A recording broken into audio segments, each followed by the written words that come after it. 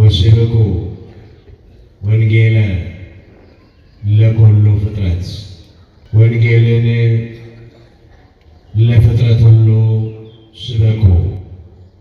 የማርቆስ ወንጌል ምዕራፍ 16 ቁጥር 15።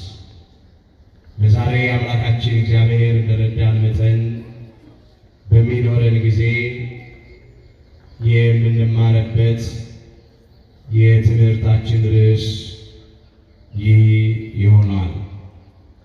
ዛሬ በዚህ ርዕስ ለመማር የመረጥንበት ምክንያታችን በቤተ ክርስቲያናችን ሥርዓት መሠረት ከታኅሳስ 7 ቀን አንስቶ ከዛሬ አንስቶ ማለት ነው እስከ ታኅሳስ 26 ቀን ያለው ጊዜ ዘመነ ስብከት ይባላል። የዘመነ ስብከት የመጀመሪያው ቀን ስለሆነ የዕለቱም ቅዱስ ወንጌል ክፍል ስለሆነ ይህንን ኃይለ ቃል በርዕስነት አንስተናል።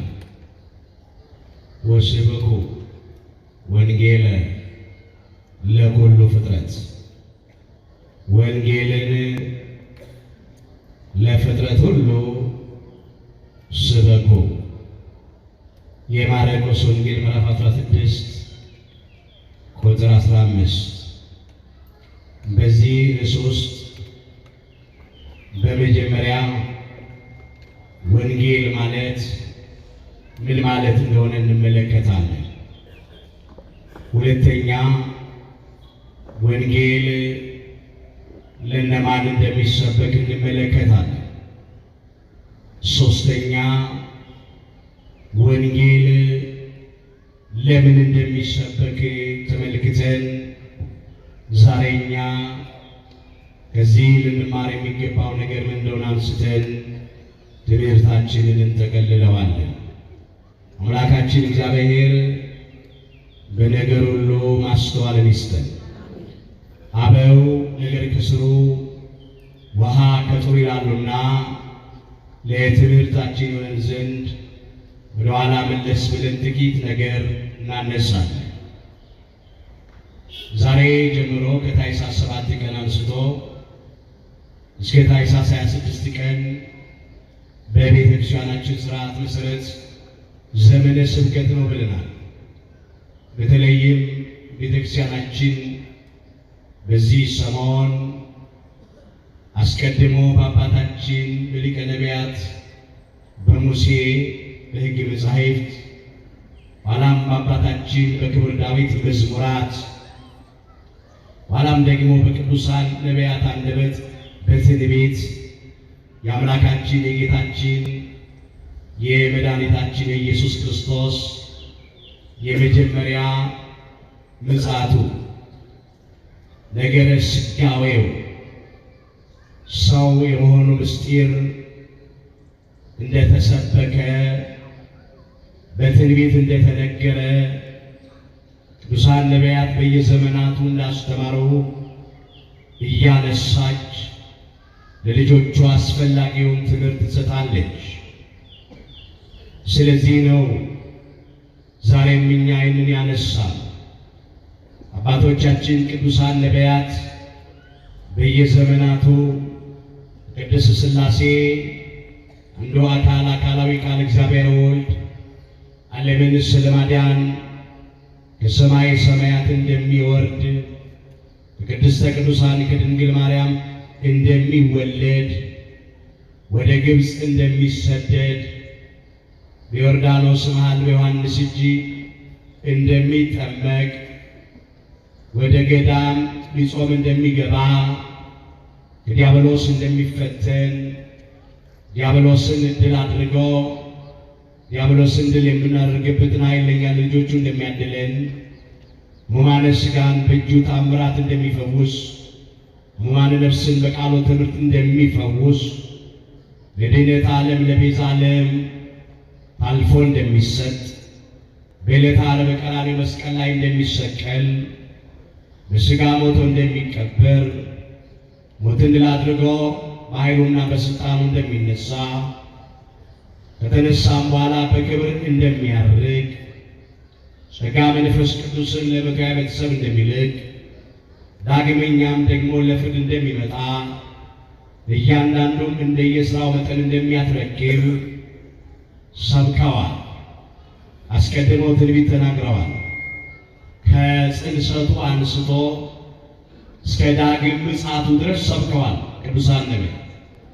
ደግሞ ቅዱሳን ሐዋርያትም ከቅዱሳን ነቢያት ቀጥለው አምላክ ወረደ፣ ተወለደ፣ ዓለምን ስለማዳን ተሰቀለ፣ በሥጋ ሞተ፣ ተቀበረ፣ ሞትን ድል አድርጎ በሦስተኛው ቀን በኃይልና በሥልጣኑ ተነሳ፣ በአርባኛው ቀን በክብር አረገ፣ ጸጋ መንፈስ ቅዱስን ለመቶያ ቤተሰብ ላከ፣ ዳግም ለፍርድ ይመጣል፣ ለእያንዳንዱ እንደየሥራው መጠን ያስረክባል ብለው ደግሞ ቅዱሳን ሐዋርያት ወንጌልን ሰብከዋል።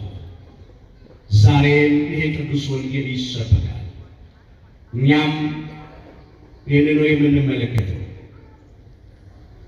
እንዲህ ያለ አምላካችን ጌታችን መድኃኒታችን ኢየሱስ ክርስቶስ ወስብኩ ወንጌለ ለኩሉ ፍጥረት፣ ወንጌልን ለፍጥረት ሁሉ ስበኩ። የማርቆስ ወንጌል ምዕራፍ 16 ቁጥር 15 ርዕሳችን።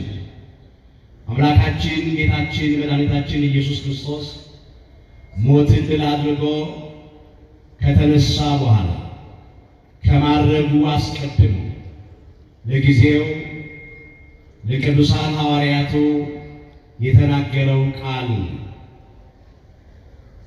ወደ ዓለም ሁሉ ሂዱ አላቸው፣ ወንጌልንም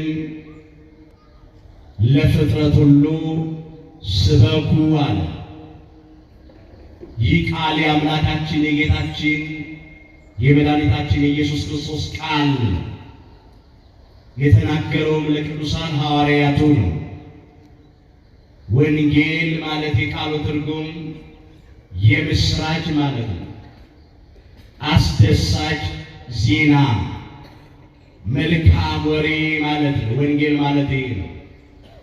ይህንን አስደሳች ዜና፣ ይህን የምስራች፣ ይህንን መልካም ወሬ ቅዱሳን ሐዋርያቱ ለዓለም ሁሉ እንዲያስተምሩ አምላካችን ጌታችን መድኃኒታችን ኢየሱስ ክርስቶስ አዘዛቸው።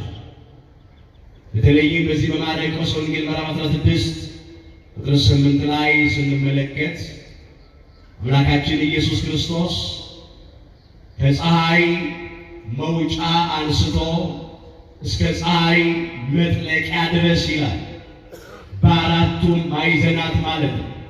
በምስራቅም፣ በምዕራብም፣ በሰሜንም በደቡብም ይህንን ለዘላለም ድኅነት የሆነውን የማይለወጠውን ቅዱስ ወንጌል በእጃቸው ሰጣቸው ይላል።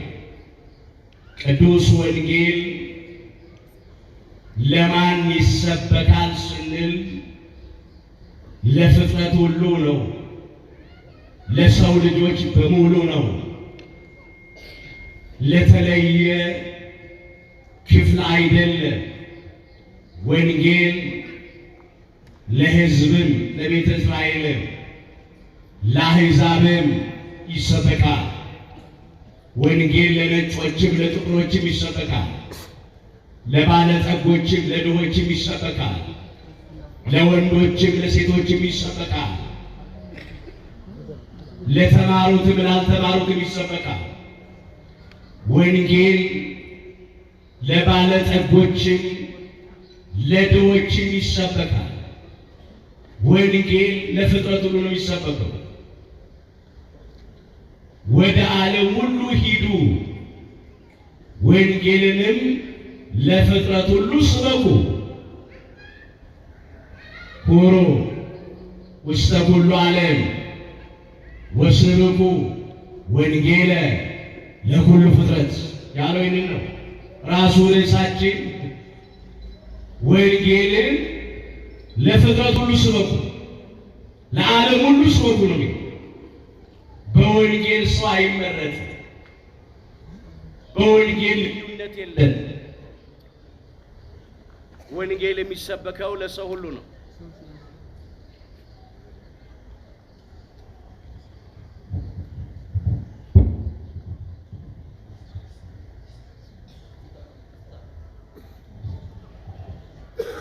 ወንጌል ለፍጥረት ሁሉ ነው የሚሰበከው ያለ ልዩነት።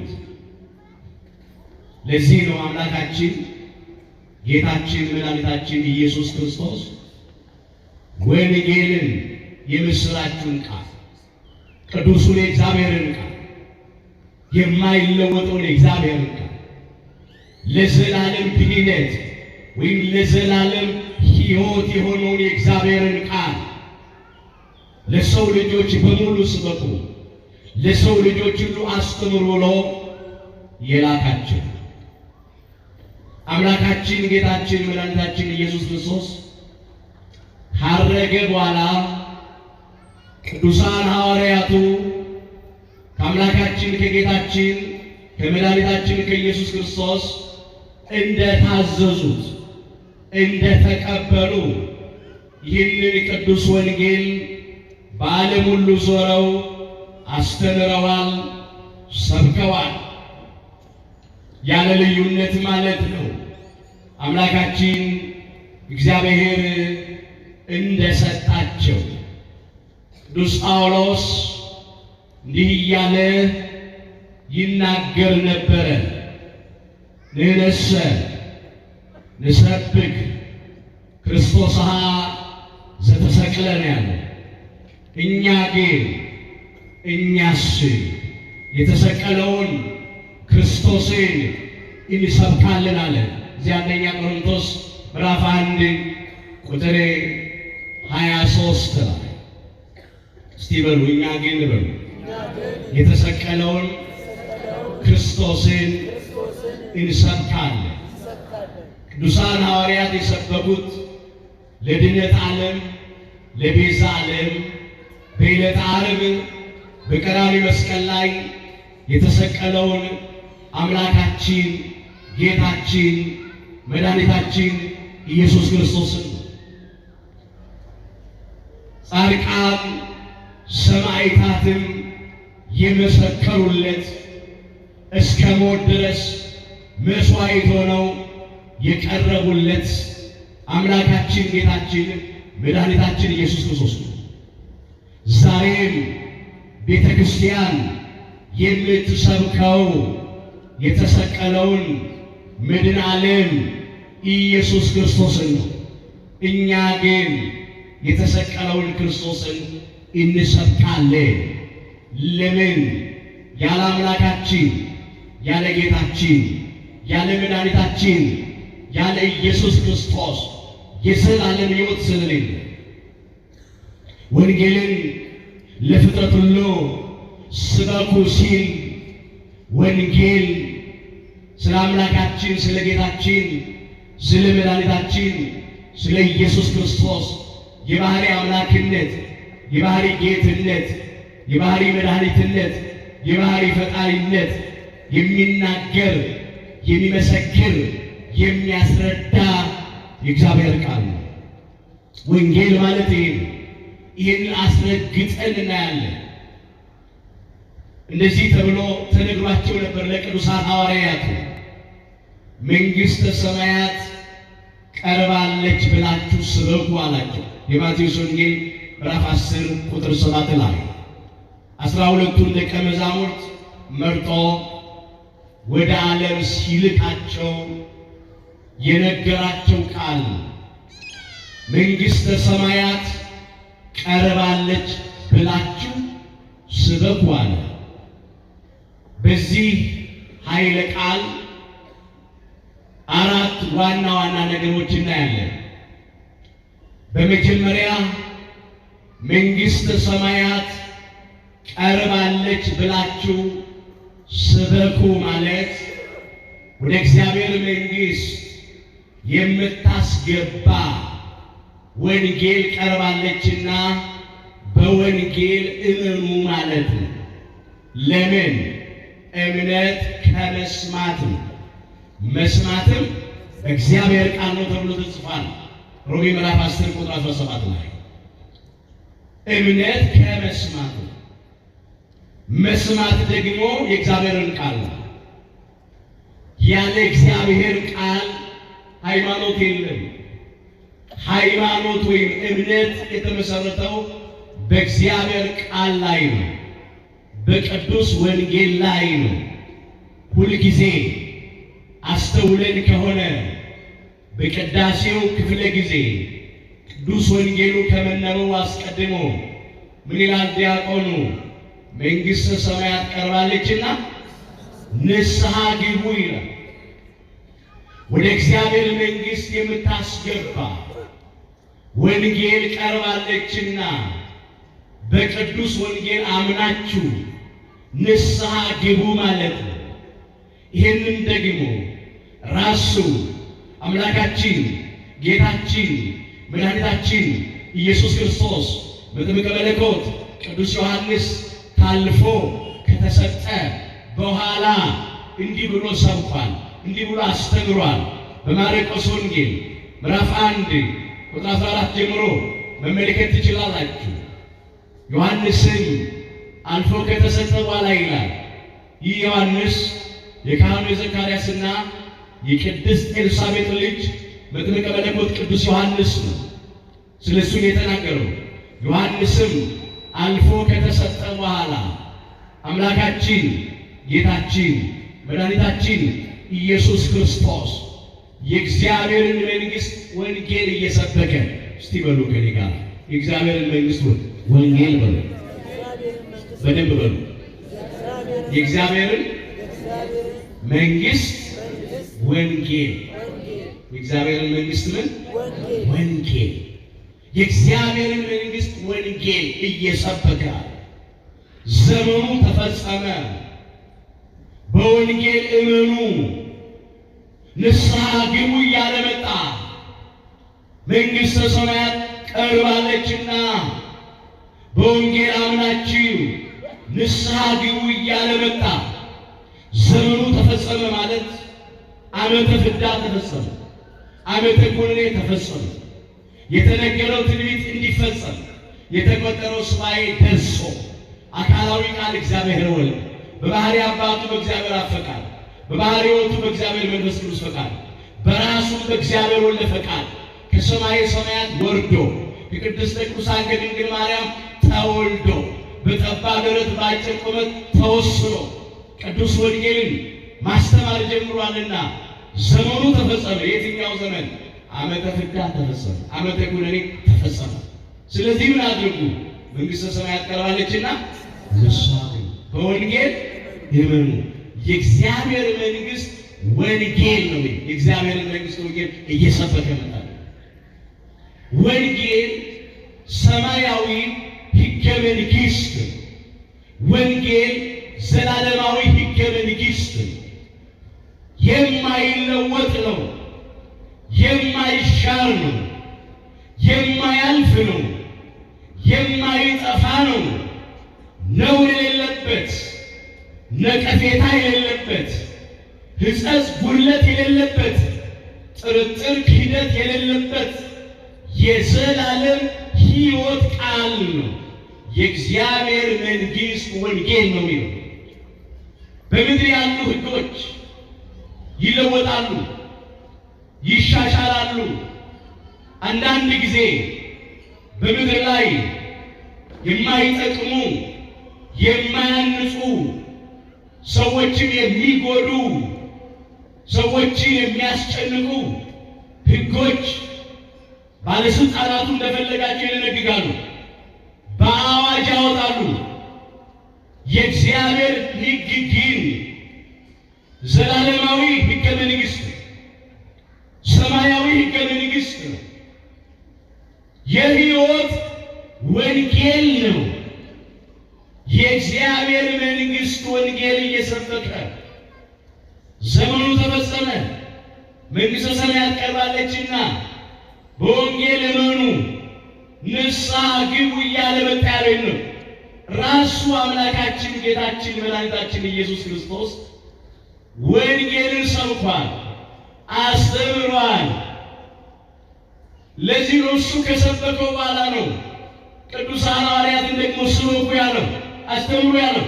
ራሱ አስተምሮ አለ። ወንጌልን ሰብኮ ስበኩ አለ። ለዚህ ነው እንግዲህ ሁል ጊዜ ቤተክርስቲያን ቅዱስ ወንጌሉ ከመነበቡ አስቀድሞ መንግሥተ ሰማያት ቀርባለችና ንስሐ ግቡ ብላ የምታውጀው። ማንም ሰው ቢሆን በቅዱስ ወንጌል ካላመነ የዘላለም ሕይወት የለውም። በምድር ምንም አይነት ዕውቀት፣ ጥበብ፣ ስልጣን ቢኖረው በወንጌል ካላመነ የእግዚአብሔር መንግሥት ሊወርስ አይችልም።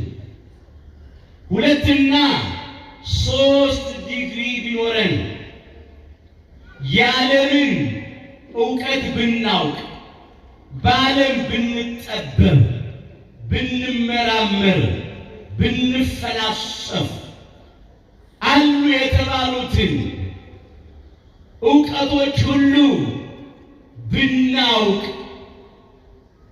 በቅዱስ ወንጌል ካላመንን ወደ እግዚአብሔር መንግሥት መግባት አንችልም።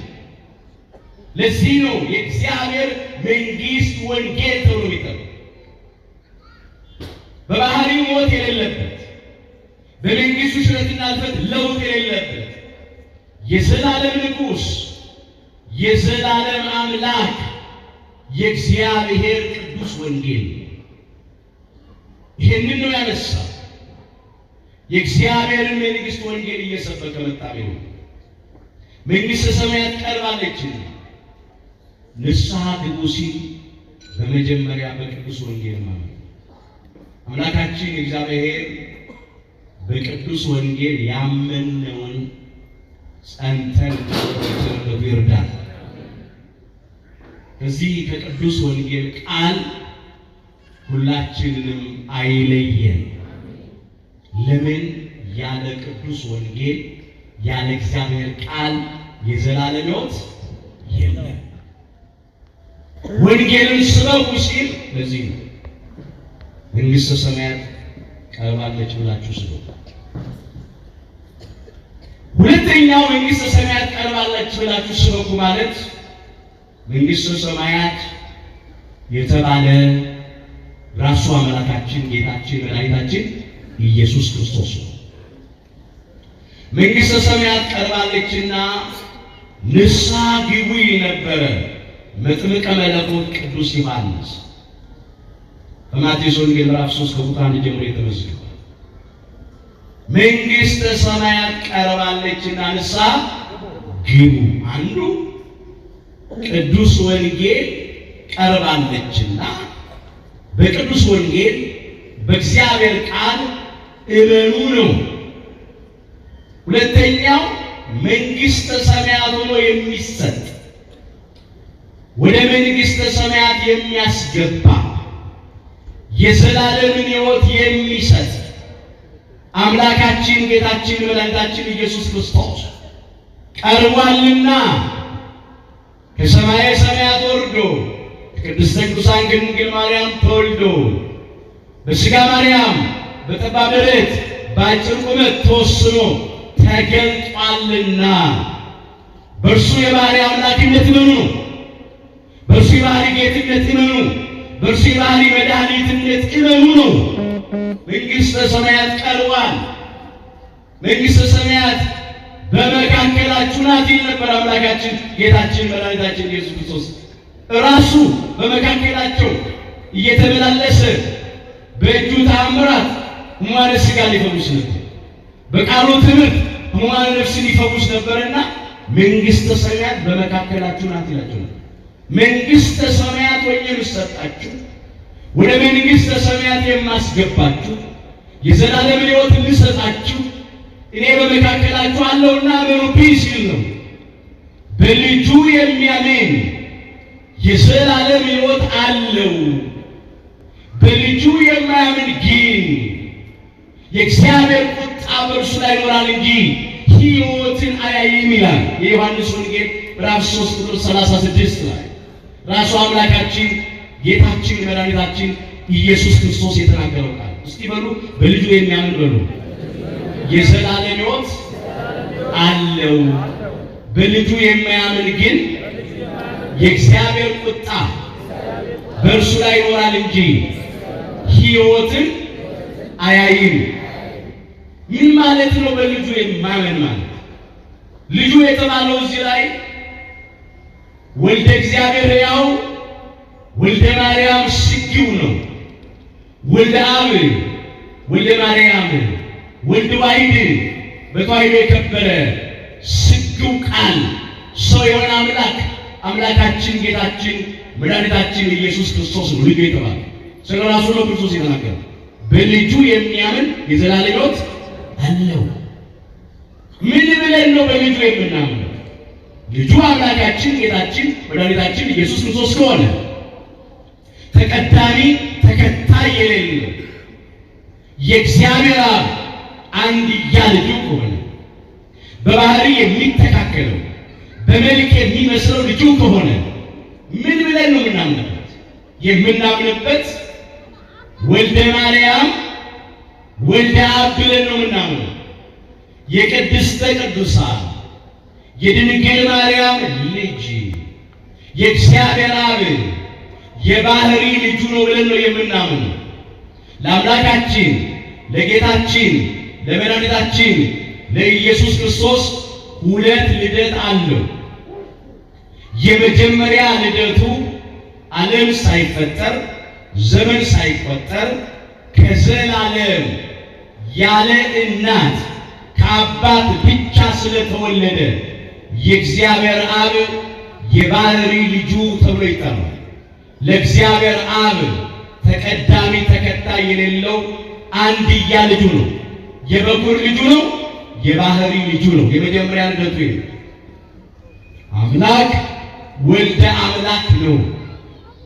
ሁለተኛው ልደቱ በድህረ ዓለም በኋለኛው ዓለም ከ5500 ዘመን በኋላ አዳምና እኛ ልጆቹን ስለማዳን ያለ አባት ከእናት ብቻ ስለተወለደ ቅድስተ ቅዱሳን ንጽሕተ ንጹሐን ብጽዕተ ብፁዓን ድንግል ማርያም ያለ ወንድ ዘር በረቀቀ በመንፈስ ቅዱስ ጥበብ አካላዊ ቃል እግዚአብሔር ወልድን በድንግልና ጸንሳ በድንግልና ወልዳዋለችና ለቅድስተ ቅዱሳን ለድንግል ማርያምም ተቀዳሚ ተከታይ የሌለው አንድያ ልጇ ነው።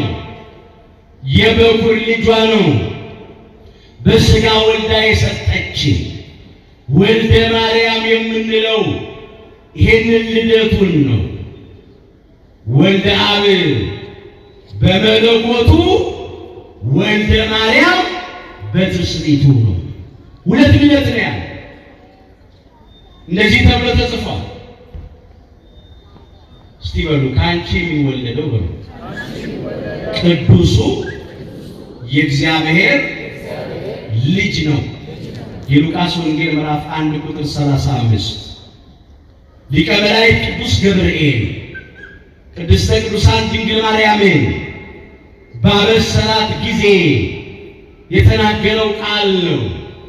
ገና ከመጽነሷ አስቀድሞ እንዲህ አላት፣ ካንቺ የሚወለደው ቅዱሱ የእግዚአብሔር ልጅ ነው። ቅዱስ ቅዱስ ቅዱስ ተብለው ከሚመሰገኑት ከቅድስት ሥላሴ አንዱ አካላዊ ቃል እግዚአብሔር ወልድ ነው። ካንቺ የሚወለደው ቅዱሱ የእግዚአብሔር ልጅ ነው። የአብ የባህሪ ልጁ አካላዊ ቃል እግዚአብሔር ወልድ ካንቺ ይወለዳል አላት። ስለዚህ ቅድስተ ቅዱሳን ድንግል ማርያም አካላዊ ቃል እግዚአብሔር ወልድን ወልዳ ሰጠችን። ስለዚህ ወላዲተ ቃል ናት፣ ወላዲተ አምላክ ናት። ክብር ይግባት ድንግል ማርያም ወላዲተ አምላክ። እንደዚህ ብለን ነው የምናምነው። የቅድስተ ቅዱሳን የድንግል ማርያም ልጅ የእግዚአብሔር አብ የባህሪ ልጁ ነው። አምላክ ወልደ አምላክ ነው ብለን ነው የምናምነው። የሰው ልጅ የእግዚአብሔር ልጅ ነውና ይላል የዮሐንስ ወንጌል ምዕራፍ 5 ቁጥር 28 ላይ ሁለቱም ልደት እዚህ ያለ የእግዚአብሔር አብ የባህሪ ልጁ የቅድስተ ቅዱሳን የድንግል ማርያም ልጇ ነው። የቅድስተ ቅዱሳን የድንግል ማርያም ልጅ የእግዚአብሔር አብ የባህሪ ልጅ ነው። ከሁለት ባህሪ አንድ ባህሪ፣ ከሁለት አካል አንድ አካል በተዋሕዶ ከብሮ ከቅድስተ ቅዱሳን ከድንግል ማርያም ተወልዶ ተገልጧልና እንደዚህ ብለን ነው የምናምነው። የምንሰብከውም ይሄንን ነው። ለድሆች ወንጌል ይሰበካል አለ አምላካችን ጌታችን መድኃኒታችን ኢየሱስ ክርስቶስ። በእኔም የማይሰናከል ሁሉ ብፁዕ ነው አለ የማቴዎስ ወንጌል ምዕራፍ 11 ቁጥር 6 ላይ። ለድሆች ይሄ ቅዱስ ወንጌል ይሰበካል፣ በእኔም የማይሰናከል ሁሉ ብፁዕ ንዑድ ክቡር ምስጉን ነው አለ አምላካችን ጌታችን መድኃኒታችን ኢየሱስ ክርስቶስ። በዚህ ምድር እየተመላለሰ ቅዱስ ወንጌልን በሚያስተምርበት ጊዜ ብዙዎች በሚያስተምረው በቅዱስ ወንጌል አላመኑ። የእጁንም ታምራት አይተው አላመኑ። በእርሱም የባሕርይ አምላክነት አላመኑ፣ ተሰናክለውበታል። ወደ እርሱ ወደ ሆነው መጣ፣ የገዛ ወገኖቹም አልተቀበሉትም የሚለው ለዚህ ነው። የዮሐንስ ወንጌል ምዕራፍ 1 ቁጥር 11 ላይ አምላካችን ጌታችን መድኃኒታችን ኢየሱስ ክርስቶስ የተወለደው ከእስራኤላዊቷ ድንግል ከቅድስተ ቅዱሳን ከድንግል ማርያም በቤተልሔም ነው። ያደገው በከተማቸው በናዝሬት ነው። ያስተምር ይሰብክ የነበረው በጥንቱ አረማይክ በዕብራይስጡ ቋንቋ ነው፣ በእነሱ ቋንቋ ነው። ግን ከአብሮ አደግህ አብረህ አትሰደድ ነውና ነቢይ በገዛ ሀገሩ አይከብርም ነውና አልተቀበሉትም፣ አላመኑበትም። እንዲያውም ተሰናከሉበት። ሩቅ ሲያሉ የዮሴፍ ልጅ ነው ፍጡር ነው አሉ። አብዷል አሉ። ላበዱት ማስተዋል ለተሳናቸው ጤነኛ አእምሮ የሚሰጥ የታመሙትን የሚፈውሰውን አምላክ አብዷል አሉት። በአጋንንት አለቃ በቢኤል ዜቡል ተአምራት ያደርጋል አሉት። እሱ ግን የዲያብሎስን ሥራ ሊያፈርስ የተገለጠ ነው። ስለዚህ ይላል የዲያብሎስን ሥራ ሊያፈርስ የእግዚአብሔር ልጅ ተገለጠ ይላል አንደኛ ዮሐንስ ምዕራፍ 3 ቁጥር 8 ላይ። እሱ የተገለጠው የዲያብሎስን ሥራ ሊያፈርስ ነው እንጂ እሱ በአጋንንት አለቃ በቢኤል ዜቡል ተአምራት የሚያደርግ አይደለም። ግን እስከዚህ ድረስ ተናግረው ተሰናከሉበት። ምን አለ? ወንጌል ለድሆች ይሰበካል፣ በእኔ የማይሰናከሉ ምንድን ነው? ብፁዕ ነው፣ ንዑድ ነው፣ ክቡር ነው። ያን ጊዜ ራሱ ባለቤቱ አምላካችን ጌታችን መድኃኒታችን ኢየሱስ ክርስቶስ የሕይወትን ቃል ቅዱስ ወንጌልን ሲሰብክ ሲያስተምር ብዙዎች ተሰናከሉ፣ በሱም ተሰናከሉበት። ይህም ብቻ አይደለም፣ እንዲሁም ሰቅለው ገደሉት። አውቀውስ ቢሆን ኖሮ የክብርን ጌታ ባልሰቀሉትም ነበር ይላል አንደኛ ቆሮንቶስ ምዕራፍ 2 ቁጥር 8 ላይ። አውቀው ቢሆን አስተውለውስ ቢሆን ኖሮ የባህሪን ጌታ የባህሪን አምላክ የባህሪን መድኃኒት የባህሪን ፈጣሪ ኢየሱስ ክርስቶስን ሰቅለው ባልገደሉትም ነበር። ስላላወቁ ስላላስተውሉ ሰቅለው ገደሉት። አልታደሉም። ያን ጊዜ ብቻ ግን አይደለም፣ ዛሬ በሚሰናከሉበት ፈጣሪ አምላክ ኢየሱስ ክርስቶስን ፍጡር ብለው ተለማኙን አምላክ ለማኝ ብለው ተማላጁን አምላክ አማላጅ ብለው የዘላለሙን ንጉሥ 1000 ዓመት ገዝቶ ለአባቱ ንግሥናውን ያስረክባል የሚሉ የቅዱሳን መላእክት የቅዱሳን ነቢያት የቅዱሳን ሐዋርያትን ፈጣሪ ከመላእክት አንዱ ነው የሚሉ ከነቢያት አንዱ ነቢይ ነው የሚሉ ከአዳም ጋር እኩል ነው ብለው ሚዛን ላይ የሚያቆሙ ጻድቅ ፈራጅ እውነተኛውን ዳኛ አምላካችን ጌታችን መድኃኒታችን ኢየሱስ ክርስቶስን ጠበቃ ነው በአብ ዙፋን ፊት ለፊት ቆሞ ይሟገትልናል ይከራከርልናል የሚሉ አሉ። ይህ ሁሉ አለማወቅ ነው። ኢየሱስ ክርስቶስ ትናንትና ዛሬ እስከ ለዘላለም ያው ነው ይላል። እዚህ ዕብራውያን ምዕራፍ 13 ቁጥር 8 ላይ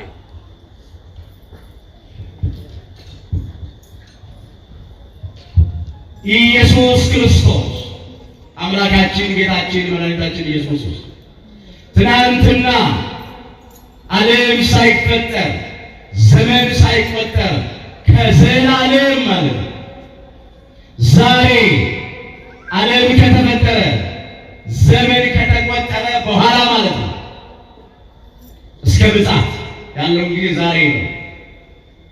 ደግሞ ለዘላለም ከምጽአት በኋላ ዓለምንም ካሳለፈ በኋላ ለዘላለም ያው ነው። ያው የባህሪ አምላክ ነው። ያው የባህሪ ጌታ ነው። ያው የባህሪ መድኃኒት ነው። ያው የባህሪ ፈጣሪ ነው። እንዲህ ብሎ ማመን ነው። ቤተ ክርስቲያን የምትሰብከው ይሄንን ነው። ኢየሱስ ክርስቶስ ትናንትና ዛሬ እስከ ለዘላለም ያው ነው። ልዩ ልዩ አይነት በሆነ በእንግዳ ትምህርት አትወሰዱ። እንደ እንግዳ ደራሽ፣ እንደ ውሃ ፈሳሽ፣ እንደ ወፍ ዘራሽ በሆነ በእንግዳ ትምህርት አትወሰዱ። በሐሰት ትምህርት፣ በጥርጥር፣ በክህደት ትምህርት አትወሰዱ። ልባችሁ በጸጋ ቢጸና መልካም ነው እንጂ በመብል አይደለም። በዚህ የሚሰሩባት አልተጠቀሙምና ለቅዱስ ጳውሎስ ልባችሁ በጸጋ ቢጸና መልካም ነው። ጸጋ ሆኖ በተሰጠን በቅዱስ ቃሉ፣ ጸጋ ሆኖ በተሰጠን በጥምቀት ባገኘነው ልጅነት፣ ጸጋ ሆኖ በተሰጠን በቅዱስ ሥጋውና በክቡር ደሙ ጸጋ፣ ጸጋ ሆኖ በተሰጠን ስፍር ቁጥር በሌለው በመንፈስ ቅዱስ ጸጋ፣ ጸጋ ሆና በተሰጠችን በቅድስተ ቅዱሳን በድንግል ማርያም በወላዲተ አምላክ ቃል ኪዳን ጸጋ ሆኖ በተሰጠን አዳምና እኛ ልጆቹ ክብር ባገኘንበት ዲያብሎስና ሰራዊቱ ባፈሩበት በድላችን አርባ በነፃነታችን ምልክት በቅዱስ መስቀል ጸጋ ሆኖ በተሰጠን በቤተ ክርስቲያን ጸጋ ልባችሁ በጸጋ ቢጸና መልካም ነው እንጂ በመብል አይደለም። በዚህ የሚሰሩባት አልተጠቀሙምና ነው። አምላካችን እግዚአብሔር በእውነት እምነታችን አጽንተን እንድንኖር ይርዳል። እኛ አምላካችን ጌታችን መድኃኒታችን ኢየሱስ ክርስቶስ ከባህሪ አባቱ ከእግዚአብሔር አብ ከባህሪዎቱ ከእግዚአብሔር መንፈስ ቅዱስ ጋር የተካከለ አንድ አምላክ ነው ብለን አምነናል። መጀመሪያ የሌለው መጀመሪያ፣ መጨረሻ የሌለው መጨረሻ ነው ብለን አምነናል። ፊተኛውና ኋለኛው ነው ብለን አምነናል። የባህሪ አምላክ፣ የባህሪ ጌታ፣ የባህሪ መድኃኒት፣ የባህሪ ፈጣሪ ነው ብለን አምነናል። ይሄ ነው እምነታችን። የምንሰብከውም ይሄንን ነው። ንነሰ ንሰብክ ክርስቶስ ዘተሰቅለ ያለው ቅዱስ ጳውሎስ ይሄን ነው። ወልዶ መድኅነ ንሰብክ ብሏል ሊቁ። መድኃኒት ልጁን እንሰብካለን። ያለ እርሱ መዳን የለም። ያለ እርሱ የዘላለም ሕይወት የለም። ስበኩ የተባለው ቅዱሳን ሐዋርያት ይሄንን ነው የሰበኩትም ይሄንን ነው። መንግሥተ ሰማያት ቀርባለች ብላችሁ ስበኩ፣ ወንጌልን ለፍጥረት ሁሉ ስበኩ ሲል ማለት ነው። ሰዎች ሁሉ በአምላካችን በጌታችን በመድኃኒታችን በኢየሱስ ክርስቶስ ያምኑ ዘንድ ማለት ነው። መዳን በሌላ በማንም የለም። እንድንበት ዘንድ ከሰማይ በታች ለሰው ልጆች ሁሉ የተሰጠ ስም የአምላካችን የጌታችን የመድኃኒታችን የኢየሱስ ክርስቶስ ስም ስለሆነ የሐዋርያት ሥራ ምዕራፍ 4 ቁጥር 12 ያለ ጌታችን ያለ አምላካችን ያለ መድኃኒታችን ያለ ኢየሱስ ክርስቶስ ሕይወት የለም፣ መዳን አይቻልም። ለዚህ ነው በልጁ የሚያምን የዘላለም ሕይወት አለው ያለው ክርስቶስ። በልጁ የማያምን ግን የእግዚአብሔር ቁጣ በእርሱ ላይ ይኖራል እንጂ ሕይወትን አያይም። ቤተክርስቲያን ነው የሚሰብከው። ቤተክርስቲያን ክርስቶስን አሰብክ የሚሉ ሰዎች አሉ። ቤተክርስቲያን የምትሰብከው ክርስቶስ ነው። ተጸነሰ የምትለው ክርስቶስ ነው። ተወለደ የምትለው ክርስቶስ ነው። ወደ ግብፅ ተሰደደ የምትለው ክርስቶስ ነው። በዮርዳኖስ መሃል ዮሐንስ ተጠመቀ ብላ ጥምቀቱን እያከበረች የምትሰብከው ክርስቶስ ነው። በአህያይቱና በአህያይቱ ግልገል በውርንጫይቱ ላይ በትህትና ተቀመጠ ብላ ሆሳዕና በአርያም ብላ የምትሰብከው ክርስቶስ ነው። በጸሎተ ሐሙስ ምሽት ታልፎ ተሰጠ፣ በዕለተ ዓርብ በቀራንዮ መስቀል ላይ ተሰቀለ ብላ የምትሰብከው ክርስቶስ ነው። ስቅለቱን እያሰበች በሦስተኛው ቀን ሞትን ድል አድርጎ ተነሳ ብላ ትንሣኤውን እያወጀች ትንሣኤውን እያከበረች የምትሰብከው ክርስቶስ ነው።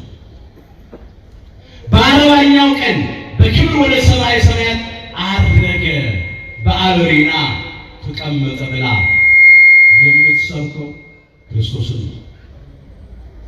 ጸጋ መንፈስ ቅዱስን ለመቶ ቤተሰብ ላከ ብላ 50ኛውን ቀን በዓለ ጰራቅሊጦስ የምታከብረው ክርስቶስን የሰበከ ዳግም ለፍርድ ይመጣል በክብረ ትስብእት በሰው መጠን በግርማ መለኮት በመለኮታዊ ግርማ ከእልፍ አእላፋት ወትንቢተ አእላፋት ቅዱሳን መላእክት ጋር ከቅዱሳን ነቢያት ጋር ከቅዱሳን ሐዋርያት ጋር ከጻድቃን ከሰማዕታት ጋር ይመጣል ብላ ዳግም ምጽአቱን በተስፋ እየተጠባበቀች የምትሰብከው ክርስቶስን ነው። በሁሉ አገልግሎቷ ክርስቶስን ነው የምትሰብከው። በኪዳኗ፣ በቅዳሴዋ፣ በሰዓታቷ፣ በማህሌቷ፣ በቅዱስ ወንጌሏ፣ በመዝሙሯ የምትሰብከው ክርስቶስን ነው። ቤተ ክርስቲያን ጉልላት ላይ ከፍ ብሎ የሚውለበለበው ቅዱስ መስቀል በአንገታችን ላይ አጥልቀን ነው የምንሄደው። የምናማትብበት መስቀል ከአባቶቻችን ከካህናት እጅ የምንባረክበት የምንስመው ቅዱስ መስቀል ክርስቶስ ነው የሚሰብከው። በጸናጽሏ፣ በመቋሚያዋ፣ በከበሮዋ ቤተ ክርስቲያን የምትሰብከው ክርስቶስን ነው። መቋሚያው እኮ ሲዘመም ከላይ ወደ ታች ከፊት ወደ ኋላ ከቀኝ ወደ ግራ ከግራ ወደ ቀኝ ሲተደረጉ የክርስቶስን ነገር አለ። ከላይ ወደ ታች ከሰማይ ሰማያት ወደ ቅድስተ ቅዱሳን ከድንግል ማርያም ለልደተ ዓለም ለቤዛ ዓለም መወለዱ ነው። ከግራ ወደ ቀኝ ከቀኝ ወደ ግራ ከፊት ወደ ኋላ ከኋላ ወደ ፊት እንግልቱን እኮ ነው፣ መከራውን ነው፣ ስቃዩን ነው የምታመለክተው። ከግራ ወደ ቀኝ ከጨለማ ወደሚደነቅ ብርሃን፣ ከሞት ወደ ሕይወት፣ ከሲኦል ወደ ገነት አሻገረን እኮ ነው። ከባርነት ነፃ አወጣን እኮ ነው። እንዲሁ አይደለም፣ ሁሉ መልእክት አለው። ቤተ ክርስቲያን በሁሉ ነገሯ ክርስቶስን የምትሰብክ ወልዶ መድኅነ እንሰብክ መድኃኒት ልጁን እንሰብካለን። ንሕነሰ እንሰብክ ክርስቶስሃ ዘተሰቅለ፣ እኛ ግን የተሰቀለው ክርስቶስን እንሰብካለን። ፍጡር ብለን አንሰብክም፣ ፈጣሪ ብለን እንሰብካለን። ለማኝ ብለን አንሰብክም፣ ተለማኝ ብለን እንሰብካለን። አማላጅ ብለን አንሰብክም፣ ተማላጅ ብለን እንሰብካለን። ነቢይ ከነቢይ ያነሰ ብለን አንሰብክም፣ የነቢያት ፈጣሪ ብለን እንሰብካለን። ጠበቃ፣ ተከራካሪ፣ ተሟጋች ብለን አንሰብክም፣ እውነተኛ ልዩነቱ ነው። ደግሞ እንደ ኢትዮጵያ ኦርቶዶክሳዊ ተዋሕዶ ቤተክርስቲያን ክርስቶስን የሚሰብክ ማን አለ? ምስጋና ለአምላካችን ለእግዚአብሔር። እዚህ ቤተክርስቲያን ባካችሁ አንቀላውጥ። ክርስቶስ የሚሰበከው እዚህ ነው። ወንጌል የሚሰበከው እዚህ ነው። እውነት ያለው እዚህ ነው። ብዙዎች ዛሬ ተሰነካክለዋል። ብዙዎች ቀርበው ርቀዋል። አምነው ክደዋል። ገብተው ወጥተዋል። ጀምረው አቋርጠዋል። እኛ ግን የምንሰብከው ይሄንን አስቀድሞ በቅዱሳን ነቢያት አንደበት ትንቢት የተነገረለትን ከቅድስተ ቅዱሳን ከድንግል ማርያም ተወልዶ ለዕለተ ዓለም ለቤዛ ዓለም መሥዋዕት ሆኖ የቀረበውን ደግሞ በቅዱሳን ሐዋርያት የተሰበከውን ነው። እኛም የምንሰብከው ይሄንን ነው። ሌላ አይደለም። መንግሥተ ሰማያት ቀርባለች ብላችሁ ስበኩ ማለት ስለ አምላካችን ስለ ጌታችን ስለ መድኃኒታችን ስለ ኢየሱስ ክርስቶስ የባህሪ አምላክነት፣ የባህሪ መድኃኒትነት፣ የባህሪ ፈጣሪነት፣ የባህሪ ጌትነት ስበኩ ማለት ነው። ሁሉ በሱ ያለው። ሶስተኛ መንግሥተ ሰማያት ቀርባለች ብላችሁ ስበኩ ማለት ልጅነት የሚሰጥባት ጥምቀት ቀርባለች ብላችሁ ስበኩ። ለምን? ሰው ዳግመኛ ከውሃና ከመንፈስ ካልተወለደ በቀር ወደ እግዚአብሔር መንግሥት ሊገባ አይችልም። የዮሐንስ ወንጌል ምዕራፍ 3 ቁጥር 5 መንግሥተ ሰማያት ቀርባለች ብላችሁ ስበኩ ማለት ወንጌልን ስበኩ ማለት ሰዎች ሁሉ በቅዱስ ወንጌል አምነው በአምላካችን በጌታችን በመድኃኒታችን በኢየሱስ ክርስቶስ የባህሪ አምላክነት አምነው በቅድስት ሥላሴ ስም እንዲጠመቁና የዘላለም ሕይወት እንድናገኙ ነው።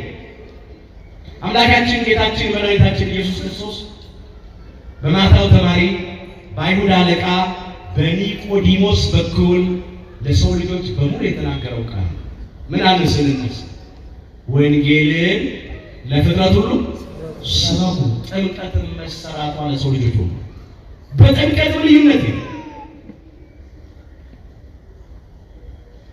ዳግመኛ ከውሃና ከመንፈስ ካልተወለዳችሁ በቀር ወደ እግዚአብሔር መንግሥት ልትገቡ አትችሉም። ሰው የተባለ ሰው ሁሉ ያለ ልዩነት ከማኅፀነ ዮርዳኖስ ከጸጋ መንፈስ ቅዱስ ዳግም በጥምቀት ካልተወለደ የዘላለም ሕይወት ሊያገኝ አይችልም። ሰው ሁሉ አለ ሰው ሁሉ የተፈጠረ ሰው ዳግመኛ እንደገና ከውሃና ከመንፈስ ካልተወለደ በቀር ወደ እግዚአብሔር መንግሥት ሊገባ አይችልም። ውሃ ብሎ ማኅፀነ ዮርዳኖስ ነው። መንፈስ ብሎ ጸጋ መንፈስ ቅዱስን አመጣ። ከዚህ ካልተወለዳችሁ የዘላለም ሕይወት ልትወርሱ አትችሉ ማለት እስቲ በሉ ዳግመኛ የተወለዳችሁት በሉ ከማይጠፋ ዘር ነው። አንደኛ ጴጥሮስ ምዕራፍ 1 ቁጥር 23 ዳግመኛ የተወለዳችሁት ከምንድን ነው? ከማይጠፋ ዘር። ከሥጋ የተወለደ ሥጋ ነው ማለት ክርስቶስ። ከመንፈስ የተወለደ ግን መንፈስ ነው። ምን ማለት ነው? ከሥጋ የተወለደ ሥጋ ነው ማለት ከግዙፉ ሥጋ የተወለደ ምንድነው? ግዙፍ ሥጋ ነው። ይሄ ከሚጨበጥ ከሚዳሰስ ከሚታይ ከግዙፍ ሥጋ የተወለዱት ግዙፍ ነው። ከረቂቁ ከማይታየው ከመንፈስ ቅዱስ የሚወለዱት ረቂቅ ነው። አይታይም፣ አይጨበጥም፣ አይዳሰስም። ከሥጋ የተወለደ ሥጋ ነው። ሌላው ሟች ፈራሽ በስባሽ የሆነ ሥጋ የሚወለዱት ልደት ሞት አለበት፣ መፍረስ መበሰስ አለበት። ከማይሞተው ከማይፈርሰው ከማይበሰብሰው ሕያው ከሆነው ዘላለማዊ ከሆነው ከመንፈስ ቅዱስ በጥምቀት የሚወለዱት ልደት ግን ሕያው ያደርጋል፣ ዘላለማዊ ያደርጋል ማለት ነው። እኛ ዳግመኛ የተወለድነው ከማይጠፋ ዘር ነው። በምን? በጥምቀት በመንፈስ ቅዱስ ጸጋ መንግሥተ ሰማያት ቀርባለች ብላችሁ ስበኩ። ጥምቀት ቀርባለች። የልጅነት ጥምቀት ያገኘንባት የልጅነት ጥምቀት ያላገኙት የሚያገኙባት ጥምቀት ተሰርታለች። ቤተክርስቲያን ተዘጋጅታለች። በቅዱስ ወንጌል እያመኑ በክርስቶስ የባሕርይ አምላክነት እያመኑ በቅድስት ሥላሴ ስም እየተጠመቁ የእግዚአብሔር መንግሥት መውረስ ይቻላል። ሰው ዳግመኛ ከውሃና ከመንፈስ ቅዱስ ካልተወለደ በቀር ወደ እግዚአብሔር መንግሥት ሊገባ አይችልም። ይህችን ምድር ያየነው በዚህች ምድር መኖር የቻልነው ከአባታችን አብራክ ተከፍለን በእናታችን ማኅፀን ተጸንሰን የመጀመሪያው ልደት ፍጥረታዊው ልደት ሥጋዊው ልደት ምድራዊው ልደት ስለተወለድን ነው።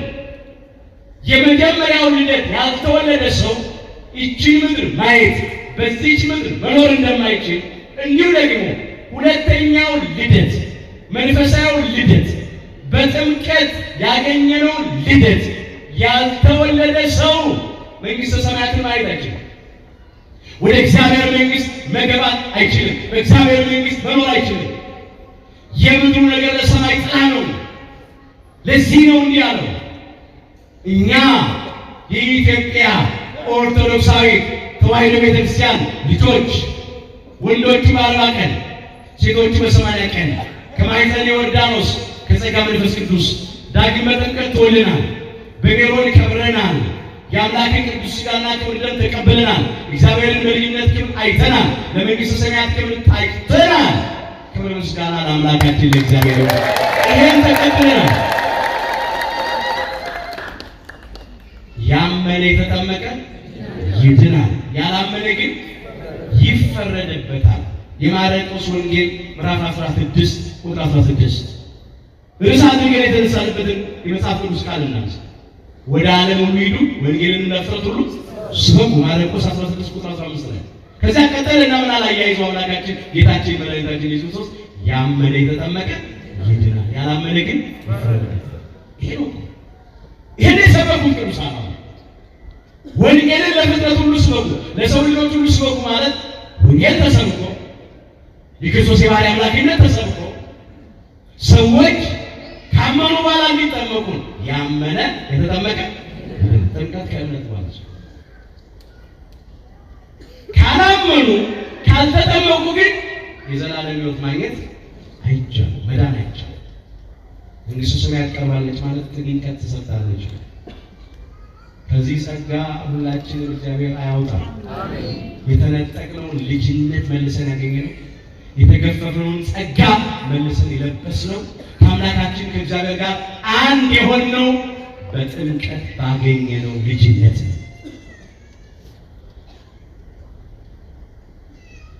አራተኛው መንግሥተ ሰማያት ቀርባለችና ንስሐ ግቡ ብላችሁ ስበኩ ያለው ወይም ወንጌልን ስበኩ ያለው ስለ ቅዱስ ሥጋው ስለ ክቡር ደሙ ነው። ሥጋዬን የሚበላ ደሜንም የሚጠጣ የዘላለም ሕይወት አለው። የዮሐንስ ወንጌል ምዕራፍ 6 ቁጥር 54 ሁል ጊዜ በቁርባኑ ክፍለ ጊዜ በሥርዓተ ቅዳሴ የምንሰማው ቃል ሁላችን ነው። የአምላካችን የጌታችን የመድኃኒታችን ኢየሱስ ክርስቶስን ቅዱስ ሥጋውን ካልበላን ክቡር ደሙን ካልጠጣን በራሳችን ሕይወት የለንም። ለዚህ ነው ሥጋዬን የበላ ደሜንም የጠጣ የዘላለም ሕይወት አለው። ሥጋዬን ያልበላ ደሜንም ያልጠጣ የዘላለም ሕይወት የለውም። ከአምላካችን ከእግዚአብሔር ጋር አንድ የምንሆነው በቅዱስ ሥጋውና በክቡር ደሙ ነው። በመጀመሪያ በመብል ምክንያት በዕፀ በለስ ፍሬ ምክንያት ከአምላካችን ከእግዚአብሔር ተለይተን ነበር። በመብል ምክንያት ከአምላካችን ከእግዚአብሔር እንደተለየን እንዲሁ በመብል ምክንያት በቅዱስ ሥጋውና በክቡር ደሙ ምክንያት ከእርሱ ጋር አንድ እንድንሆን ቅዱስ ሥጋውን ቆርሶ ክቡር ደሙን አፍስሶ ሰጠን። አንድ መሆን የምንችለው በቅዱስ ሥጋው በክቡር ደሙ ነው። ሌላው የኃጢአታችንን ስርየት የምናገኘው በቅዱስ ሥጋውና በክቡር ደሙ ነው። ከርኩሰት የምንቀደሰው የኃጢአታችንን ስርየት የምንቀበለው ቅዱስ ሥጋውን ስንበላ ክቡር ደሙን ስንጠጣ ነው። ወደሙ ለኢየሱስ ክርስቶስ ያነጻሐነ እምኩሉ ኃጣውኢነ ይላል። የኢየሱስ ክርስቶስ ደም ከኃጢአት ሁሉ ያነጻናል። አንደኛ ዮሐንስ ምዕራፍ 1 ቁጥር 7 የአምላካችን የጌታችን የመድኃኒታችን የኢየሱስ ክርስቶስ ክቡር ደሙ ከኃጢአታችን ሁሉ ያነጻናል። በመብል ምክንያት በኃጢአት ወድቀን ነበር፣ በበደል ረክሰን ነበር። እንዲሁ ደግሞ በመብል በቅዱስ ሥጋው በመጠጥ በክቡር ደሙ ምክንያት የኃጢአታችንን ስርየት እንድናገኝ ቅዱስ ሥጋውን ክቡር ደሙን አምላካችን ጌታችን መድኃኒታችን ኢየሱስ ክርስቶስ ሰጠን። ይኸው በመብል ምክንያት ዲያብሎስና ሰራዊቱ ድል ነስተውን ነበር፣ ተሸንፈን ነበር። በልተን የተሸነፈ የዕፀ በለስን ፍሬ በልተን ተሸነፈ። የዕፀ በለስን ፍሬ በልተን እንደተሸነፈ እንዲሁ በዕፀ መስቀል ላይ የቆረሰልንን ቅዱስ ሥጋውን በልተን ያፈሰሰልንን ክቡር ደሙን ጠጥተን ዲያብሎስንና ሰራዊቱን ድል እንድናደርግ ቅዱስ ሥጋውን ቆርሶ ክቡር ደሙን አፍስሶ ሰጠን። በመብል ምክንያት የተሸነፈ በመብል ምክንያት ደግሞ ማሸነፍ የምንችለው እክል ያጸን ኃይለ ሰብእ መዝሙር 103 ቁጥር 15 እህል የሰውን ጉልበት ያጠነክራል ወይ ያጸናል። እህል ለጊዜው ምግበ ሥጋ እንጀራውን ነው ዳቦውን ነው። ካልበላን በረሃብ እንደክማለን፣ ካልጠጣን በጥም እንዝላለን፣ አቅም እናጣለን። ስለ ምግበ ሥጋ ብቻ ግን የተነገረ አይደለም፣ ስለ ምግበ ነፍስም የተነገረ። እክል ያጸና ኃይለ ሰብእ ሲል እህል የሰውን ጉልበት ያጸናል፣ ያጠነክራል፣ ያበረታል ሲል ምግብ የተባለ ምግበ ነፍስ ቅዱስ ሥጋውና ክቡር ደሙ የሰውን ጉልበት ያጸናል፣ ኃይል ይሆናል። ዲያብሎስንና ሰራዊቱን ድል ማድረጊያ መሳሪያችን ቅዱስ ሥጋውና ክቡር ደሙ። ሃይማኖታችን አጽንተን ምግባራችን አቅንተን ንስሐ የሚገባ ፍሬ አፍርተን የአምላክን ቅዱስ ሥጋና ክቡር ደም ከተቀበልን ዲያብሎስ ወደኛ አይቀርብም። ዲያብሎስን ድል የምናደርግበት መሳሪያችን። አንዳንዶቻችን ሥጋ ወደሙን ተቀብዬ በበድልስ ሥጋ ወደሙን ተቀብዬ ዲያብሎስ ቢያስተኝስ ቢጥለኝስ ድል ቢነሳኝስ ምንል ሰዎች አለ። እንዲያውም ሥጋውን ስንበላ ደሙን ስንጠጣ ኃይል ነው ይጨመርልን። ኃይልን በሚሰጠን በክርስቶስ ሁሉ እንችላለን ነው የሚለው ፊልጵስዩስ ምዕራፍ 4 ቁጥር 13 ላይ ኃይልን በሚሰጠኝ በክርስቶስ ሁሉ ይችላል አለ ቅዱስ ጳውሎስ። በወደደን እርሱ ከአሸናፊዎች ሁሉ መጣልና ለቅዱስ ጳውሎስ በሮሜ መልእክቱ ምዕራፍ 8 ቁጥር 37 በአምላካችን ነው ሁሉን የሚችለው ሁሉን እናሸንፈው እንጂ በራሳችን ማቀምጡት የበለጠ ለጠላት የምንገለጠው በጠላት በዲያብሎስና በሰራዊቱ የምንሸነፈው ከአምላክ ሥጋና ደም ርቀን ስንገኝ ባዷችንን ስንገኝ ሥጋውን ስንበላ ደሙን ስንጠጣ ኃይል ይጨምርልናል። በእምነት ይሁን በጥርጥር አይሁን በክህደት አይሁን በድፍረት አይሁን በፍርሃት ይሁን በትዕቢት አይሁን በትሕትና አይሁን በኃጢአት በበደል በርኩሰት በነውር አይሁን በንስሐ አይሁን ያን ጊዜ ድል ማድረግ ይቻላል። ይሄ ነው። ሌላው ሥጋውን በልተን ደሙን ጠጥተን የዘላለም ሕይወት እንድንወርስ የተሰጠን በመብል ምክንያት ገነትን ስላጣን በልተን የተባለው በልታችሁ እንደወጣችሁ አለ። በልታችሁ ጠጥታችሁ ወደ መንግሥተ ሰማያት ግቡ ብሎ ሰጠ። ቀድሞ አዳምና ሔዋን የበለስን ፍሬ ቀጥፎ በልተው ነው ገነትን የምታክል ቦታ እግዚአብሔርን የሚያክል ጌታ ያለው እኛም ያጣነው። ስለዚህ መብል ከእግዚአብሔር መንግሥት እንደለየን አሁን ደግሞ መብል መጠጥ ቅዱስ ሥጋውና ክቡር ደሙ ወደ እግዚአብሔር መንግሥት ያስገባናልና ይህን ሰጠን። መንግሥተ ሰማያት ቀርባለች ብላችሁ ስበኩ ማለት ወደ እግዚአብሔር መንግሥት የሚያስገባችሁ ቅዱስ ሥጋው ክቡር ደሙ በቅዳሴው ጊዜ እየተዘጋጀ ይቀርባልና በወንጌል አምናችሁ በክርስቶስ የባሕርይ አምላክነት አምናችሁ ተጠምቃችሁ ልጅነትን ገንዘብ አድርጋችሁ ንስሐ ገብታችሁ ሥጋውን ደሙን ተቀበሉ የዘላለም ሕይወት አግኙ ማለት ነው። ይሄ ሁሉ የሚሰጥ ነው። ቤተክርስቲያን እየሰበከች ነው። ምንም ነገር ቢኖረን ሥጋውን ካልበላን ደሙን ካልጠጣን የዘላለም ሕይወት የለንም። ሃይማኖት ቢኖረን ምግባርም ቢኖረን ትሩፋትም ብንሰራ ብንጾም ብንጸልይ ብንሰግድ ብናስቀድስ ብንሰብክ ብንዘምር ሰዓታቱን ብንቆም ማህሌቱን ብናደርስ ቅኔውን ብንቀኝ መጻሕፍቱን ብንተረጉም አብያተ ክርስቲያናት ብናሳንስ ምንም አይነት አገልግሎት ብንሰጥ ሥጋውን ካልበላን ደሙን ካልጠጣን በራሳችን ሕይወት የለንም። ይህን ስሙ ነው። እንግዲህ ወንጌል እየተሰበከ ነው። ስንቶቻችን በቅዱስ ወንጌል አምነናል? በክርስቶስ የባሕርይ አምላክነት አምነናል? ስንቶች አምነን ተጠምቀን ልጅነትን ገንዘብ አድርገን ልጅነታችን አጥንተን ይዘናል? እውነት ነው። ብዙዎቻችን በቅዱስ ወንጌል አምነናል። አምነንም ደግሞ በክርስቶስ የባሕርይ አምላክነት እየኖርን ነው። መልካም ነው። ተጠምቀናል። መልካም ነው። በክርስቶስ ክርስቲያን በወልድ ሁሉ ተሰኝተናል። መልካም ነው። አንዳንዶቻችን ግን ወደ እግዚአብሔር መንግሥት ከሚያስገባን በቅዱስ ሥጋው ከክቡር ደሙ ርቀናል። በሕፃንነት ነበር የምንቀበለው። ወጣትነት ላይ ብዙዎቻችን አቋርጠናል። በጉልምስና በስተርጅና ያላችሁ አቋርጣችሁ ሄዳችሁ አንዳንዶቻችሁ አሁን ራሳችን ጠይቅ። መንግሥተ ሰማያት ቀርባለች ብላችሁ ምን በሉ? ስበኩ። ወንጌልን ለፍጥረት ሁሉ ስበኩ። ይሄ ሁሉ ይስበክ። አንድ ሰው መድኃኒትን በዓይኑ ስላየ ብቻ አይደለም ይድናል። አንድ የታመመ ሰው ሐኪም ቤት ሄዶ በሽታውን ለሐኪሞቹ ተናግሮ ሐኪሙ መርምሮት መድኃኒት ሲያዝለት መድኃኒቱን ገዝቶ መድኃኒቱን ስላየው ብቻ ይድናል አይደለም። ከሥጋ ደዌው መድኃኒት ይችላል። መድኃኒቱ ምን ሲያደርግ ሲወስድ ሐኪም ቤት መሄድ ብቻ በሽተኛውን ያለው ሐኪም ጋር ደርሶ በሽታውን ለሐኪም ተናግሮ መድኃኒቱ ሲታዘዝለት መድኃኒቱን ገዝቶ መያዙ ብቻ አለ። በሽተኛውን የሚያድነው መድኃኒቱን በአግባቡ ሲወስድ ሲጠቀም። ሐኪም ቤቷ ቅድስት ቤተክርስቲያን ናት።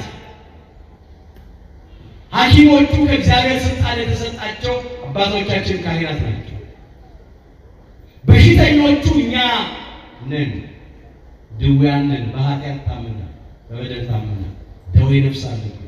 እግዚአብሔር ሁላችንን ከኃጢአት ደዌያችን ይፈውሳል። ታመናል።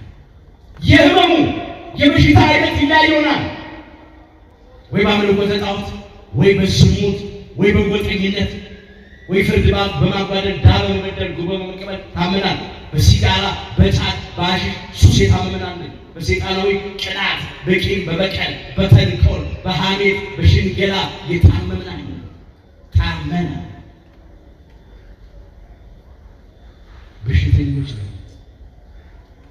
እኔስ አለ ክቡር ዳዊት አንተን በድያለሁና ነፍሴን ፈውሳት አልኩኝ። የዳዊት መዝሙር 40 ቁጥር 4 ላይ እንዲህ ማለት ነው። አቤቱ ማረኝ፣ አንተን በድያለሁና ነፍሴን ፈውሳት አልኩኝ። ታመናል። ሐኪም ቤት ቤተክርስቲያን መጣ። መልካም ነው። ሐኪሞቹ ካህናት አሉ።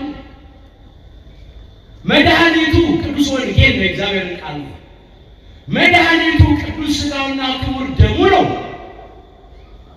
በሽታችን ኃጢአታችንን ለአባቶቻችን ለካህናት እንናገራለን፣ እንናዘዛለን። ምን ይላሉ አበው? በሽታውን የደበቀ ሰው መድኃኒት አይገኝለትም። መጽሐፉም ይህን ይላል፣ ኃጢአቱን የሚሰውር ሰው አይለማም፣ የሚናዘዝባትና የሚተዋት ግን ምሕረትን ያገኛል። መጽሐፈ ምሳሌ ምዕራፍ 28 ቁጥር 13 ኃጢአቱን በደሉን ሚሰውር ሚሸሽግ ሚደብቅ ሰው አይለማም፣ አይጠቀምም፣ አይድንም። የሚናዘዝባትና የሚተዋት ግን ምሕረትን ያገኛል። መጀመሪያ መናዘዝ ኃጢአት አባቶቻችን ነካይ፣ ከዚያስ ያን ኃጢአት ደግሞ መተው፣ ወደኋላ ዓለም መመለስ። ይህንን ማለት ነው። አሁን በስጋ ደዌ ስንያዝ ስንታመም ቶሎ ሐኪም ቤት እንሄዳለን። ለሐኪም በሽታችን እናገራለን። መድኃኒቱን ደግሞ ገዝተን ዋጋ ከፍለን እንወስዳለን። ከስጋ ደዌ ለመዳን ለምን ያ የስጋ ደዌ ከቆየ ካንሰር ወይ ነቀርሳ ይሆናል፣ የማይድን በሽታ ይሆናል ብለን በጣም ጊዜ አንሰጥም። አንዳንዶቻችን እኮ በኃጢአት ደዌ ከታመምን ብዙ ዓመት አስቆጠሩ። በበደል እኮ ታመምን። እስከ መቼ ድረስ ገና ነኝ እያልን እስከ መቼ ድረስ? ቤተክርስቲያንን ብቻ ስላየን አንድንም፣ ስጋው ደሙን ሰዎች ሲቀበሉ ስላየን ብቻ አንድንም፣ ካህናቱን ሐኪሞቹን ብቻ ስላየን አንድንም፣ መድኃኒት ቃሉን ስለሰማን ብቻ አንድንም። እንደ ቃሉ ስንኖር ነው፣ ንስሐ ስንገባ ነው፣ ስጋው ደሙን ስንቀበል ነው። ምንድን ነው? መንግሥተ ሰማያት ቀርባለች ብላችሁ ስበኩ። ወደ እግዚአብሔር መንግሥት የሚያስገባ የሕይወት ምግብ ቅዱስ ሥጋው የሕይወት መጠጥ ክቡር ደሙ ቀርቦላችኋልና ሥጋውን ብሉ ደሙን ጠጡ ብላችሁ ስበኩ ነው እኮ ቤተክርስቲያን ነው ብሎ የሚሰብኩ።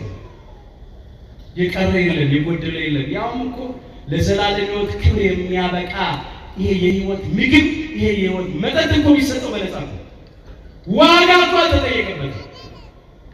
የምድር ግብዣ ሊሆን ኖሮ ሥጋዊ ምድራዊ ድግስ ሊሆን ኖሮ ኢዳሪ የሚሆን መብልና መጠጥ ሊሆን ኖሮ ሰው ይመረጥበታል። ሰው ተመርጦበት እኮ ነው። ብዙ ነገር መስፈርት ተቀምጦ እኮ ነው።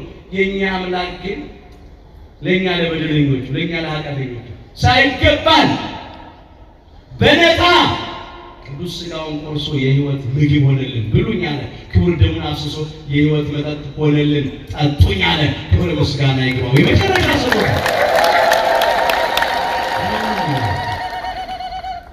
ማንም እንደዚህ ይሰጣል። ተሰጥቶም እኮ ይታወቃል፣ ታይቶም እኮ ይታወቃል። እናውቃለን እኮ የምድር ሰርግ ቤት እኮ እናውቃለን። የምድር ድግሶችን ግብዣዎችን እኮ እናውቃለን። ወይ ባለጸጎች ናቸው የሚጠሩት፣ ነገ ብድር መክፈል የሚችሉ ሰዎች ወይ ባለስልጣኖች ናቸው፣ ባለጊዜዎች ናቸው፣ ወይ ዝነኞች፣ ስመጥሮች፣ ታዋቂዎች ናቸው። ያ ማን ይጠራዋል? ተራ ሰው ማን ይጠራዋል? የኛ አምላክ ግን ያለ ልዩነት ወደዚህ ድግስ ወደዚህ ግብዣ ሁላችንን ጋበዘ። ኑ ያለው ኑ ብሉ ነው ጠጡ ልዩነት ነው። ይሄን ነው ቤተክርስቲያን መሰለ። አንዳንድ ጊዜ ዋጋ ማንከፍልበትን ነገር ክብር አንሰጠው። በነፃ የሆነ ነገር ክብር አይሰጠው። ዋጋ ቢጠየቅበት ኖሮ ማን መክፈል ይችላል?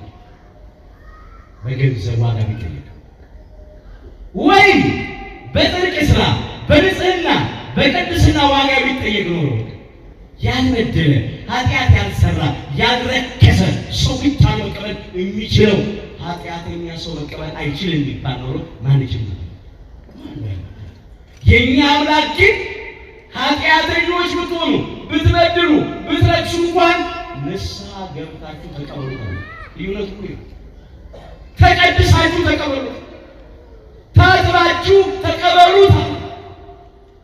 መድኃኒት የሚያስፈልገው ለበሽተኞች ነው፣ ለጤነኞች አይደለም። በሽተኞቹ ደግሞ እኛ ነን። ይሄ መድኃኒት ቅዱስ ነው፣ መድኃኒት ክቡር ደግሞ የሚያስፈልገን እኛ ነን። ቤተክርስቲያን የምትሰብከው ይሄንን ነው። ሥጋውን ካልበላን ደሙን ካልጠጣን ከእግዚአብሔር ጋር አንድ መሆን አንችልም። የኃጢአታችንን ስርየት ማግኘት አንችልም። በዲያብሎስና በሰራዊቱ ላይ ድልን መቀዳጀት አይቻለንም። መንግሥተ ሰማያትን መውረስ አይቻለንም። ወንጌልን ለፍጥረት ሁሉ ስበኩ። የማርቆስ ወንጌል ምዕራፍ 16 ቁጥር 15። ይህ ሁሉ ወደ መንግሥተ ሰማያት እንድንገባ ነው። እግዚአብሔር በቸርነቱ ሁላችን ለመንግሥቱ ክብር ያብቃን። ይህንን ማለት ነው። መንግሥተ ሰማያት ቀርባለች ብላችሁ ስበኩ። ፍጻሜው በኃይል ስላልታየችው በሰው ጆሮ ስላልተሰማችሁ በሰው ልብ ስላልታሰበችው እግዚአብሔር ወዳጆቹ ስላዘጋጃት ስለ መንግሥተ ሰማያት አንደኛ ቆሮንቶስ ምዕራፍ 2 ቁጥር 9 ላይ እንደተመዘገበ በሰው ዓይን ያልታየች በሰው ጆሮ ያልተሰማች በሰው ልብ ያልታሰበች እግዚአብሔር ወዳጆቹ ያዘጋጃት ተብሎ እንደተጻፈ እንዲሁ እንናገራለን አለ ቅዱስ ጳውሎስ። ገና አልተገለጠችም አልታየችምና በሰው ዓይን ያልታየችም ከቋንቋ በላይ ናትና በሰው ጆሮ ያልተሰማች ሰው በልቡ አስቦ ሊደርስባት አይችልም። ክብሯ ታላቅ ነውና በሰው ልብ ያልታሰበች እግዚአብሔር ለወዳጆቹ ያዘጋጃት። ይሄ ነው የሚሰበከው። ወንጌል ለምን ይሰበካል? መንግሥተ ሰማያት ቀርባለችና ንስሐ ግቡ ተብሎ ለምን ይሰበካል ስንል ሰዎች ሁሉ በአምላካችን በጌታችን በመድኃኒታችን በኢየሱስ ክርስቶስ የባህሪ አምላክነት የባህሪ ጌትነት የባህሪ መድኃኒትነት የባህሪ ፈጣሪነት እንዲያምኑ ሰዎች ሁሉ የዘላለም ሕይወት እንዲያገኙ ለዘላለም እንዲድኑ ማንም እንዳይጠፋ የመጀመሪያው ዓላማ ነው። ሰዎች ሁሉ የዘላለም ሕይወት እንዲያገኙ ነው ወንጌል የሚሰበከው ዓላማ። ወንጌል ለምን ይሰበካል? ክርስቶስ ለዓለም ሁሉ ለምን ይሰበካል ስንል ሰዎች ሁሉ በቅዱስ ወንጌል አምነው በክርስቶስ የባህሪ አምላክነት አምነው ተጠምቀው ልጅነትን ገንዘብ አድርገው የአምላክ ቅዱስ ሥጋና ክቡር ተቀብለው የዘላለም ሕይወት እንዲያገኙ እግዚአብሔር እኛ በራሳችን ላይ ካልጨከንን በስተቀር እሱ እኛ ላይ አይጨክንም። ከኛ ማንም ሰው እንዲጠፋ በቃሉ አይደለም። ለዚህ ነው ወንጌሉ ሁሉ የመጀመሪያው ዓላማ ሰው ሁሉ እንዲድን ራሱ ላይ ጨክኖ ወንጌልን አልቀበልም የክርስቶስ የባህሪ አምላክነት አልቀበልም አላምንም አልጠመቅም የአምላክን ሥጋና ደም አልቀበልም ብሎ ግን ከጠፋ ምን ያደርጋል? አስገድዶ አያጸድቅም፣ አስገድዶ አያድንም። በነፃ ፈቃዳችን ውስጥ ጣልቃ አይገባም። ለጥቅማችን እንኳን ያስገድደናል፣ ይነግረናል፣ ግን ያስገድደናል። ወንጌል በፍቅር ነው የሚሰበከው። ራሱ ወንጌል ፍቅር ነው፣ በኃይል አይደለም። ይሄ ሰማያዊ ሕገ መንግሥት ዘላለማዊ ሕገ መንግሥት የሕይወት ቃል የመዳን ቃል የሚነገረው የሚሰበከው በፍቅር ነው። ሰዎች አንዳንድ ጊዜ የማይጠቅመንን ሊጎዳንን ሕግ በግድ ያስፈጽማል። ለራሳችሁ ጥቅም ነው እያሉ ስለምናስብላችሁ ስለምን ወዳችሁ እኮ ነው እያሉ ያው እኮ አንዳንድ ጊዜ የሚያጠፋን የማይጠቅመን የሚጎዳንን ሕግ እኮ ነው፣ ግን ለእናንተው ብለን ነው ይሉና የእኛ አምላክ ምንም የማይወጣለት እንከን የማይወጣለት ነውር ነቀፋ የማይገኝበት ንጹሕን ሕግ የሕይወትን ሕግ የመዳንን ሕግ ሕገ ወንጌልን የዘላለም መንግሥት ወንጌልን በፍቅር ነው ወደን እንቀበል። ብትወዱኝ ትእዛዜን ጠብቁ አስገድሉኝ። በፍቅር ሁሉ እንዲድን የዘላለም ሕይወት። ሌላው የሚሰበከው ወንጌል ለምንድን ነው? ማንም ሰው በእግዚአብሔር ፍርድ ወንበር ፊት ያለምንም ምክንያት እንዲቀር። ይህ የመንግሥት ወንጌል ነው። ለአሕዛብ ሁሉ ምስክር እንዲሆን በዓለም ሁሉ ይሰበካል ይላል የማቴዎስ ወንጌል ምዕራፍ 24 ቁጥር 14 ላይ። ይህ የመንግሥት ወንጌል የእግዚአብሔር መንግሥት ወንጌል ሕገ ወንጌል ለአሕዛብ ሁሉ ምስክር እንዲሆን ለሰው ልጆች በሙሉ ምስክር እንዲሆን። አሕዛብ መጀመሪያ የሕዝብን ቁጥር ያመለክታል። ሌላው ለአሕዛብ ለኢአማንያን፣ ለአረማውያን፣ ለጣዖት አምላኪያን ሀልዎተ እግዚአብሔርን ለካዱት ለማያምኑት ለአሕዛብ ሁሉ ምስክር እንዲሆን ይህ የመንግሥት ወንጌል በዓለም ሁሉ ይሰበካል። ዛሬ ወንጌል የሚሰበከው በቤተ ክርስቲያን አውደ ምሕረት ላይ ብቻ አይደለም። በሐዘን ቦታ ይሰበካል፣ በለቅሶ ስፍራ፣ በደስታ ቦታ፣ በሰርግ ቦታ ይሰበካል። በልዩ ልዩ የብዙሃን መገናኛ መሳሪያ ይሰበካል። ተንቀሳቃሽ ስልካችን ላይ አለ። ማንም ሰው ያለምንም ምክንያት በእግዚአብሔር ፍርድ ወንበር ፊት እንዲቆም አልሰማውም፣ አላውቅም፣ ወንጌል አልተነገረኝም ላይ አሉ። አሁን አሕዛብ አሉ፣ አረማውያን አሉ። ይሄ የወረቀቱ መጽሐፍ ቅዱስ ሀገራችን እንዳይገባ ብሎ ይከለክላል። ግን አሁን በእሱ ሊከለክሉ በዚህ በኤሌክትሮኒክሱ በስልኩ ገባባቸው። ለምን? ለሁሉ ወንጌል ይሰማል። አልሰማንም አናውቅም እንዳይሉ በልዩ ልዩ ቋንቋዎች ተተርጉሞ ማለት ነው። በእውነት ይሄ ዕለት ዕለት የሚሰበክ የእግዚአብሔር ቃል ቅዱስ ወንጌል የሚያስፈርድብን ሳይሆን የሚፈርድልን ያድርግልን። ወንጌሉን ሰባኪያኑ እኛ የምንሰብከው ቆመን የምንናገረው ተሰባኪያኑ እናንተ የምትሰሙት የምናነበውም የምንዘምረውም ጥቅሱን አትመን ቤታችን ግድግዳ ላይ ምንለጥፍ፣ መኪና ውስጥ ምንለጥፍ፣ እናንጠለጥፍ፣ ቢሮ ጠረጴዛ ላይ ምናስቀምጥ፣ ልብሳችን ላይ ምንጠቅሰው ምንጠልፈውም ከኖርንበት ያስፈርድልናል፣ ካልኖርንበት ያስፈርድብናል። አሁን የወንጌሉ ችግር እየተሰበከ እየተነገረ ዘመነ ስብከት ነው ይሰበካል። የክርስቶስ ፍቅሩ ውለታው ቸርነቱ እየተሰበከ ነው። ምን ያልተሰበከ ነው? ዕለት ዕለት እንደምንሰብከው ቃል እንደምንሰበከው ቃል እንደምንሰራችሁ ቃል እንደ ቅዱስ ወንጌል እንድንኖር በቸርነቱ ይርዳል። ወንጌልን ለፍጥረት መስሎት ወንጌልን ለፍጥረት ማስተማር ማርቆስ ወንጌል ምዕራፍ 16 የሰማነውን እናሰማ ያወቅነውን እናሳውቅ። ከምንም በላይ ደግሞ በቃል ብቻ አይደለም ከቃል በላይ ተግባር ይሰጣልና በሕይወታችን ሌሎችን እንድንሰብክ እንድናስተምር ይርዳል። እና አንድ ጊዜ እኔ አውደ ምሕረት ላይ ቆሜ ወንጌል ማስተማር መስበክ አልተሰጠኝም የሚሉ ሰዎች ይኖራሉ። እሱ ጸጋው የተሰጣቸው ኃላፊነት የተሰጣቸው ቤተክርስቲያን አሰማራቻቸው አልተላኩ እንደተሰካሉ ሳይላኩ ሰብካሉ ማለት አይቻልም። የተላከ ነው መስበክ አለው፣ የታዘዘ ነው መስበክ አለው። ግን በሕይወት መስበክ ይቻላል። የሚነበቡ መልእክት ነው። ለክርስቶስ ወንጌል እንደሚገባ እየኖሩ የፍቅር፣ የትህትና፣ የይቅርታ፣ የየዋህነት፣ የታማኝነት፣ የደግነት መልእክት መሆን ይቻላል። ከቃል በላይ ተግባር ስለሚሰብክ ያስባል። ለክርስቶስ ወንጌል እንደሚገባ እንድንኖርና ለሌሎች አብነት ምሳሌ እንድንሆን በቸርነቱ ይርዳል። ወንጌልን ለፍጥረቱ መስበኩ ማርቆስ ወንጌል ምዕራፍ 16:15 ሁላችንም ከውድቀታችን ተነስተን ከርኩሰታችን ተቀድሰን ወደ አባቶቻችን ወደ ካህናት ቀርበን ኃጢአታችንን ተናዘን ቅዱስ ሥጋውን በልተን ክቡር ደሙን ጠጥተን መንግሥቱን እንድንወርስ ስሙን ልንቀድስ ኃያሉ እግዚአብሔር አምላካችን ይርዳል። እግዚአብሔር አምላካችን በቸርነቱ የሁላችንንም መጨረሻችንን ያሳምርልን። ይቆየን።